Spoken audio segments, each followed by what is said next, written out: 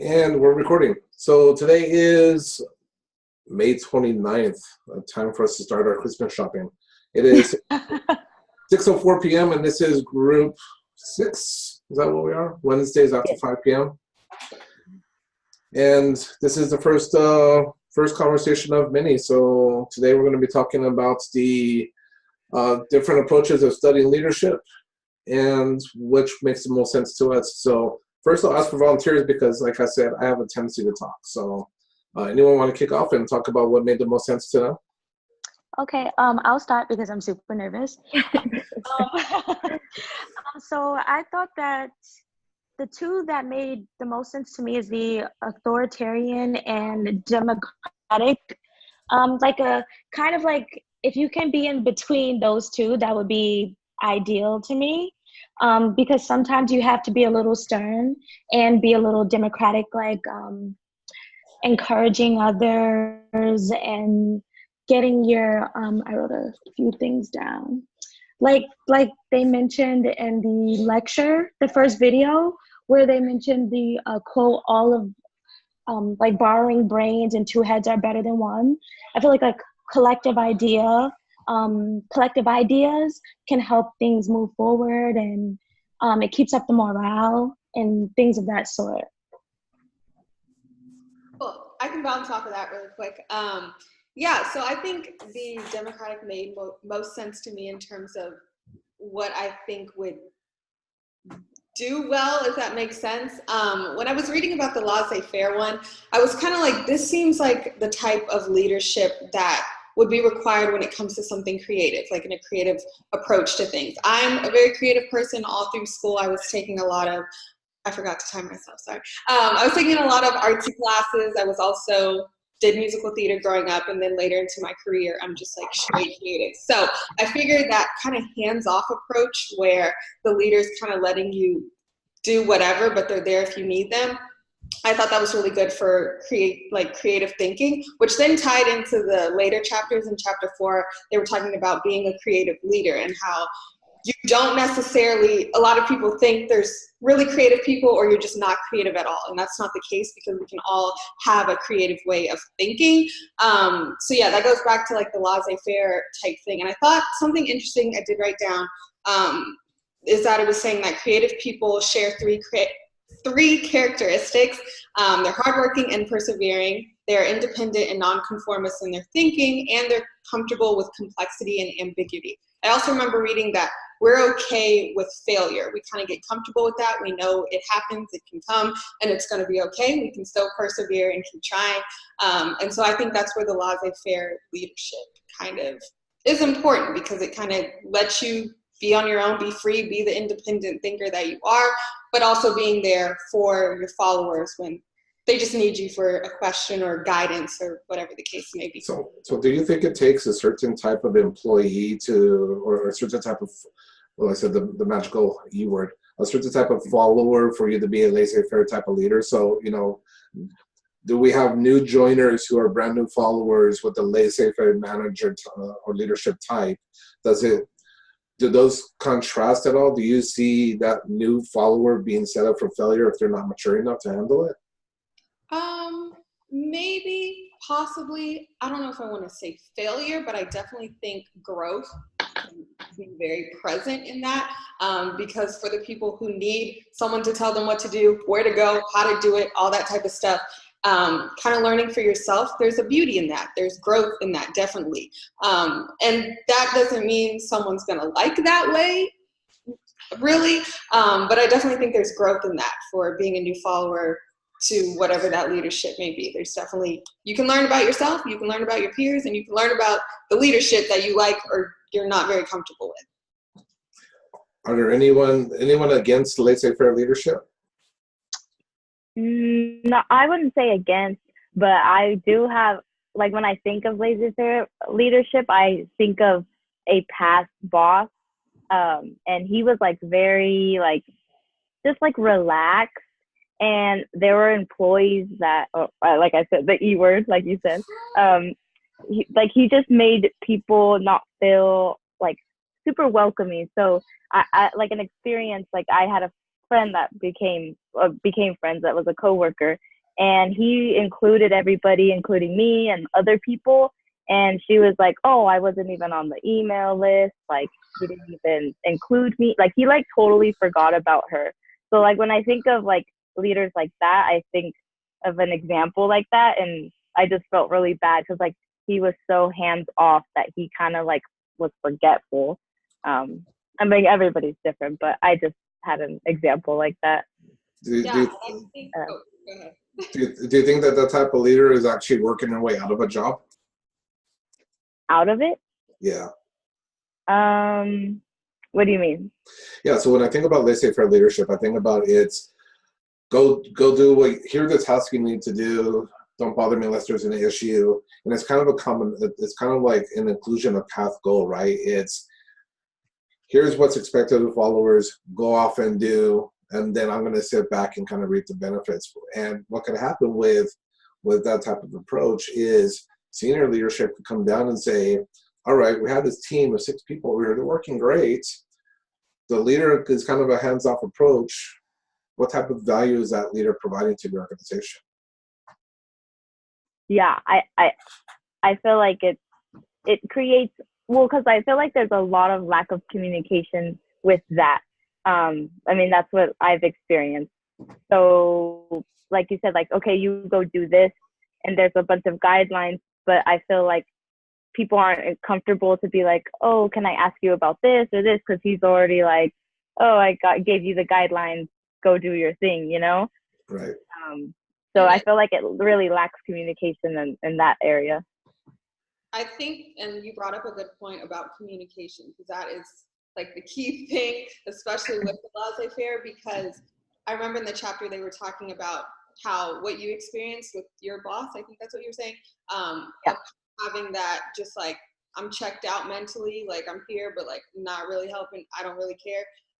That's definitely a failed way of the laissez-faire. But I think that communication and personality someone may have as a leader, it could still work and have that hands-off approach, and it could still work if that communication is still there. But if it's not, and you have a room full of followers and don't have the proper communication with each of them to know that they can come to you and ask you questions and stuff, that's when it can definitely fail. I think Lynsey makes a great point, because that's the way that I approached it, kind of, where I'm huge on accountability. So for example, if you're, you can I did it from the functional approach, actually. So like the way they talk to them, the way they approach them. So if, sorry, can you guys still hear me? It looks like my internet went. Yeah, we hear you. So like, if you know that your team is a certain way, I feel like in that scenario, you would be sort of kind of like an initiator. So if I can tell that my group is going like in the wrong direction, then you can still be hands off, but you can still hold them accountable for it. So if you're successful in a task or you're successful in a goal, you don't want to take all the credit for it. But at the same time, if something went wrong and you were like a laissez-faire leader, then who is going to take, the responsibility for what did or didn't go wrong? So I think that's kind of where like the approach is kind of important, because you can be hands off, but you can also be like direct. You can also talk to people the same way. You can also build relationships. So there's kind of like an interdependence on like a few different approaches that you could take with that perspective, kind of. Yeah, I remember early in my career, God, once again, I'm going to age myself. I had a manager who had really exhibited the laissez-faire type of approach. And what the end result, what I saw from the followers was, people would take 2-hour lunches, they'd go off to see a movie during lunch, and we were a production floor that was responsible for doing a certain amount of tickets throughout the course of a day. And so going back to the original point, it seems that laissez-faire is a leadership approach that seems to work well with a little bit more maturity, a little bit more creativity, a little bit more of those folks who are self-starters, and are able to deal with that ambiguity, because with laissez-faire leadership, it's got to be the right team. Yeah, for sure. Any other leadership approaches, and how does that? What was the second part of this? It was what about your own beliefs about that leadership and style? Does laissez-faire leadership follow something that you strive to look for in a leader? I guess I strive for the democratic leader. Like I said, the ones that like encourage you. It allows you. It allows your followers to be more involving and participate. And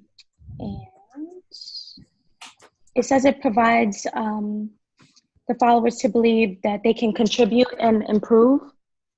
So though I believe like if a leader can like hone in on those abilities, or it's like to help you hone in on those abilities, like they have the faith in you and they can allow you to do things on your own. And then maybe one day they can train you to become a leader as well. Yeah. Awesome. I'll go off of the democratic approach because I also agree with that one. That was the one that I liked as well. Like you said, the participation, and I also like that it increased the level of commitment. It had two-way open communication. And it also said that people and followers are typically more satisfied with this type of leadership, which I agree with as well. But as far as my own beliefs, I think it takes a real like motivator, like someone to get, like you excited about what you're going to be doing, strong social skills, and problem solver for sure. I did like the part, Lynsey, you were talking about creativity. I did like that in the chapter. I never really thought of creativity when it came to leadership, but I liked reading about that chapter in, what was it? Chapter, I think, no, 2? I don't know, 113, page 113. I wrote it down. It was like problem finding and orientation. It talked about just like identifying new problems. I thought that was cool, but I also consider myself a creative person, so I liked that aspect about it. I'm going to try to do this really quick because I know I have a tendency to go on forever and the clock's ticking. But so yeah. I've had teams, and I was telling Leah before the call started that I've been with Chase Bank for 20 years, and I've managed teams of anywhere from 50 down to 4. And so my leadership style is a combination of path goal theory, where here's what the goal is, here's what your expectation is. And then what I also try to do is the situational leadership approach. So recognizing that not everyone is the same, and that different approaches, the old saying, different strokes for different folks, determine what the readiness and the maturity is for each one of the followers, and really taking time with them. So for example, inside of the Hershey and Blanchard situational leadership approach, they're talking about readiness level 1, 2, 3, and 4. And readiness level 1 is low ability, low willingness, so lack skills and motivations, where you have to be very directive with them and very explicit on what the task is at hand. Level 2, low ability and high willingness, so no skills, but they're committed to doing it. You have the ability to coach them and to mentor them. And for me, that's kind of my leadership sweet spot, is to be able to coach and mentor. You can probably tell from the text thread, right? It's, don't worry about this, we got this. I'm always kind of the peacemaker. And the 2 other types that I try to get onto or try to develop on my team are readiness level 3 and 4. So level 3 is high ability and low willingness. So you're skilled, but you lack the motivation. I can always find some way to motivate you, so I'm not necessarily worried about that. I'm going to be here to support you in what you want to do. And then readiness level 4 are folks that I try to coach into taking my role so I can move on to bigger and better things, where high ability and high willingness, easy to delegate tasks. It's easy to build as a leader, to build capability and not follower for them to be a leader themselves. So my leadership approach is a combination of path goal and situational leadership.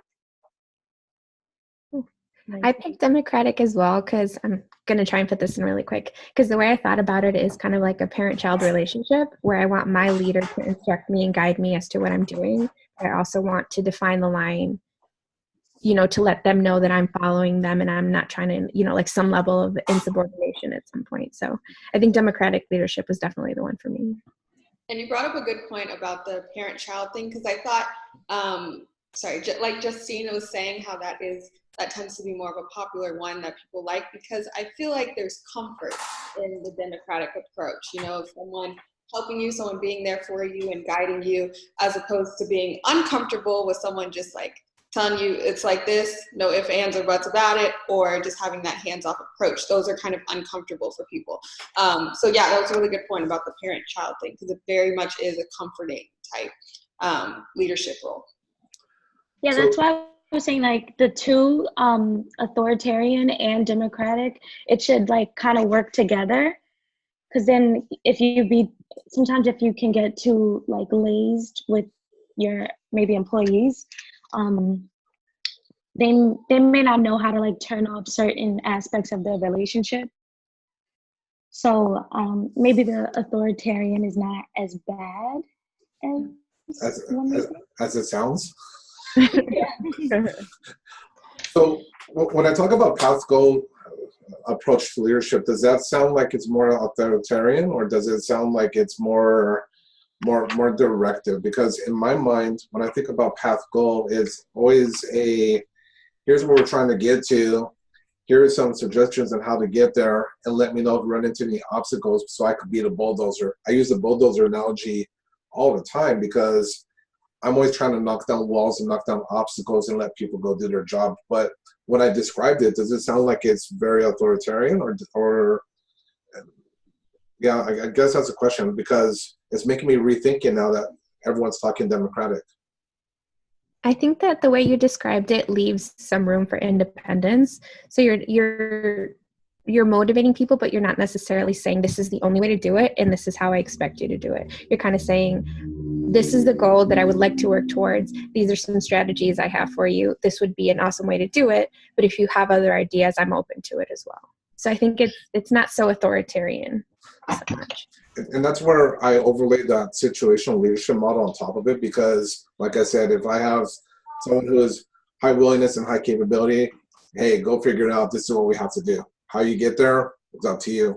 But yeah, low ability, low willingness, this is exactly what I need you to do. So I adapt my leadership style based off of the capabilities of the team. Yeah, in chapter 2, we talked about like leadership communication distinctions. So that's also it's almost like, what are you doing like the task versus like the interpersonal orientation? Are you more focused on what's getting done or about the positions, ideas, and the feelings of others?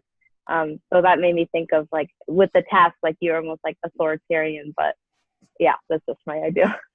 Yeah, what you just said was like you have to be mindful of like the kind of people that you're working with, and then you can also determine how you want to be with them, and then perhaps like gradually ease people into your style of leadership. Yeah, I really like the interpersonal orientation, because it said it emphasizes productivity through like personal skills, and there's more comfort, and it helps people feel more comfortable, and they recognize the feelings of others. So yeah. In the 2 minutes that we have left on the time clock, was there anything that was overly surprising within chapters 2 and 4? Or any type of leader that you wouldn't want to work for or become? I think that it was interesting that they said that some of these were going to contradict each other, which they kind of did. Like they overlap. Sometimes it's this style, sometimes it's this style, sometimes it could be both. So it's kind of, for me, it's a little bit, what's the word I'm looking for? Comforting knowing that not everything has like its own category. You can kind of work everything into itself and kind of learn it that way. So that was interesting. I thought it was going to be more clear cut than it was, I guess. I thought the transactional versus like transformational leadership, I put down just like dislike to the transactional, because it's more of like maintaining your status quo, and they tend to be more passive. So that's something I thought was interesting. Cool. Well, surprisingly, I'm sure we could talk for hours on end about chapters 2 through 4, but I think we're at the 20-minute mark. Yeah. Perfect. So I guess next steps, what I'll do is, since we use Zoom for this recording, it actually will download to a video file on my PC. I'll upload it to YouTube. And does anyone want to submit the link, or is it okay if I submit it for the team? Guys, I'm cool with you doing it, Fred. All right. So we'll figure out the YouTube Live and how that works. I thought Google Hangouts was going to do it for us, but we'll get that straightened out. But meanwhile, I think this recording is actually perfect. And thanks for participating. Everyone came prepared, which was really awesome to hear, and the great discussion. All right. Thanks, Fred, for doing it. Awesome. All right. Thank you. Awesome. Talk to you next Bye, week. everybody. Bye-bye. Thank you. Thank you.